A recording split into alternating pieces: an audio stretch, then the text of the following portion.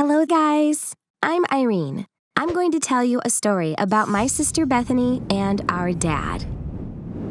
I watched it all happen from the beginning. I tried to intervene, but it didn't help because my dad wouldn't listen. Like every good father, our dad does everything he can to provide us with the best of everything. Unfortunately, he's very unlucky when it comes to business. He's a waiter, and I know that he is really good at his job. But for some reason, he can never stay in the same restaurant for more than 1 year. Recently, he was working at an Italian restaurant, and he was on good terms with his boss. But when he saw that another waiter was being treated unfairly, he quit his job. On such days, he comes home with flowers. When my mom saw the flowers, she knew right away that he had quit. Next morning, as we were going off to school, Dad was looking for an online job. We all knew that he'd find a new job pretty quickly because he always did. Sometimes we get back from school and he would already be working at another restaurant. This time, we were faced with an unexpected offer. Dad was super excited when we got back from school. He sat us down.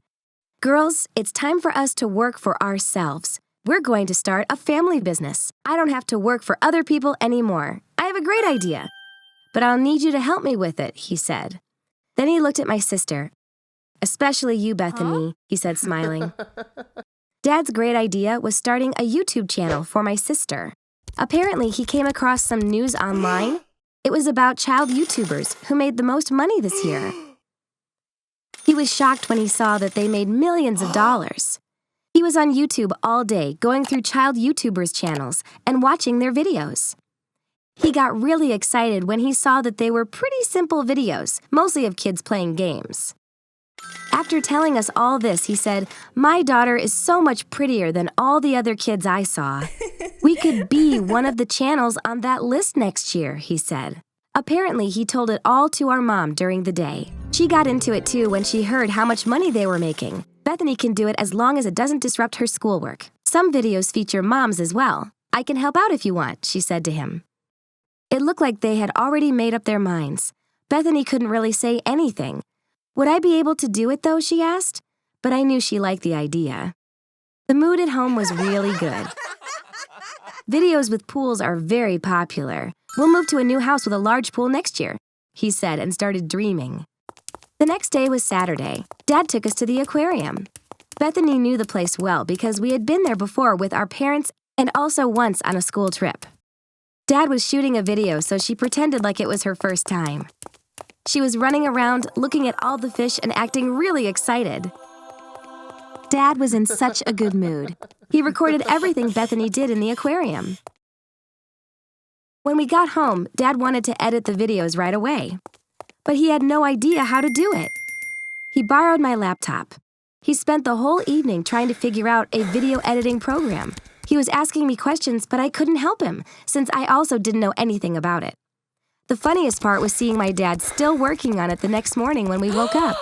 When he finally finished it, he proudly showed it to us. Honestly, it was a regular family video. At the same time, it was just like the other kids' videos on YouTube, which had millions of views.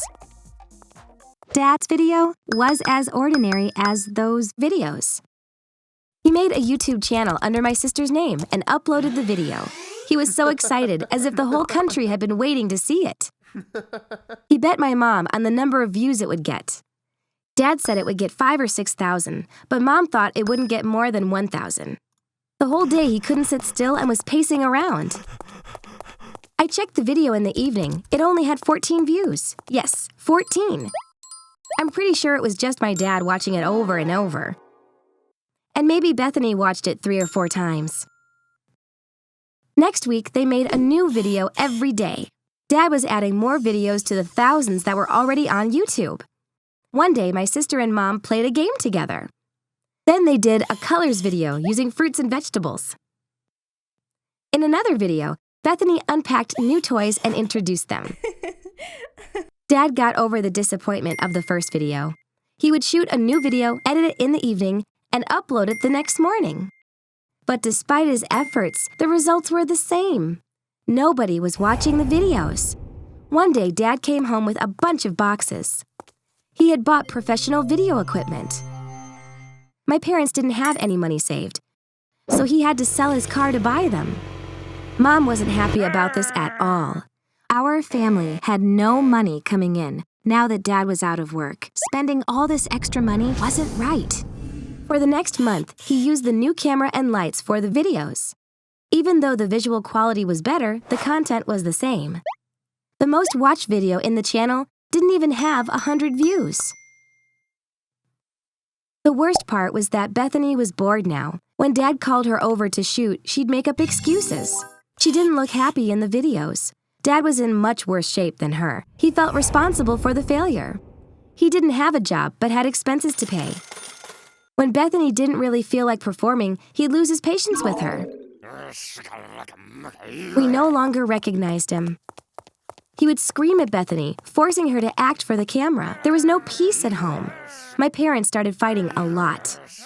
Bethany got too scared to complain, but she looked like a robot in front of the camera. When I watched the videos, I felt really bad for her. It was weird that my dad actually liked the videos.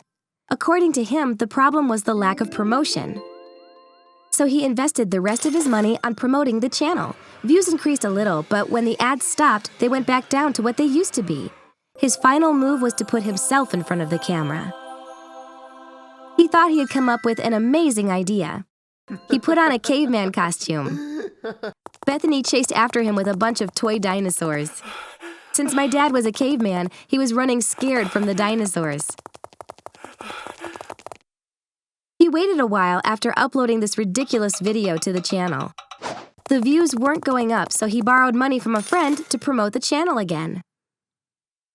I couldn't watch that dinosaur video for more than a few minutes. It hurt to see my dad like that. He looked so desperate.